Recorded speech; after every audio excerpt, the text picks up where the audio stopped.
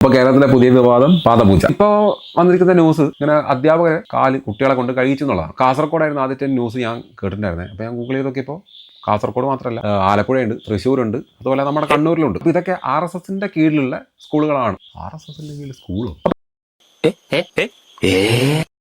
ഇതിൽ നിന്ന് നമ്മൾ മനസ്സിലാക്കേണ്ട ഒരു കാര്യം, നമ്മുടെ കുട്ടികൾ ആരുടെ അടിമകളൊന്നുമല്ല. ഇത്തരത്തിലുള്ള പ്രവൃത്തികളിലൂടെ അവരെ വളർത്താതിരിക്കും. കുട്ടികൾക്ക് അതൊരു ട്രോമയായിരിക്കും. ഇഷ്ടപ്പെടാത്ത ടീച്ചർമാരൊക്കെ അവർക്കൊക്കെ ഉണ്ടാവും. നമ്മളെ വർഗീയമായും വംശീയമായും അധിക്ഷേപിക്കുന്ന ടീച്ചർമാരൊക്കെ നമുക്ക് ചുറ്റും ഉണ്ടായിട്ടുണ്ട്. അപ്പോൾ അത്തരത്തിൽ വേദനിപ്പിച്ച ഒരു ടീച്ചറുടെ കാല് കഴുകുക എന്ന് പറയുന്നത് ആ കുട്ടിയെ സംബന്ധിച്ചിടത്തോളം ലൈഫ് ലോങ് ആയിട്ടുള്ള ട്രോമയാണ് നൽകുക. അപ്പോൾ ഇതിൽ ബഹുമാനത്തിന്റെ ഇതൊന്നല്ല എടുത്തിടേണ്ടത്. പിന്നെ ബഹുമാനം അർഹിക്കുന്നവർക്ക് മാത്രം കൊടുക്കേണ്ട ഒരു സാധനം, കാരണം എല്ലാവർക്കും അങ്ങ് എടുത്തു കൊടുക്കേണ്ട സംഭവമല്ല. ഞാനൊക്കെ ഒരു കമൻറ്റിൻ്റെ റിപ്ലൈ ആയിട്ട് കൊടുത്തപ്പോൾ എൻ്റെ കഷ്ടം എന്നൊക്കെ, ഞാൻ ആകെ ചേച്ചിയുടെ കമൻറ്റ് ഞാൻ തീട്ടെന്ന് പറയേണ്ടി വരും. കാരണം അമ്മാതിരി അടിമത്തമായിട്ടുള്ള കാര്യങ്ങളൊക്കെ എഴുതി പിടിപ്പിച്ചില്ല. നമ്മളെ കുട്ടികൾ അങ്ങനെ വളർത്തി സംസ്കാര സമ്പന്നനായിട്ട് ആരാൻ്റെ ചന്തി കഴുകിയിട്ടാണല്ലോ സംസ്കാരം ഉണ്ടാകുന്നത്.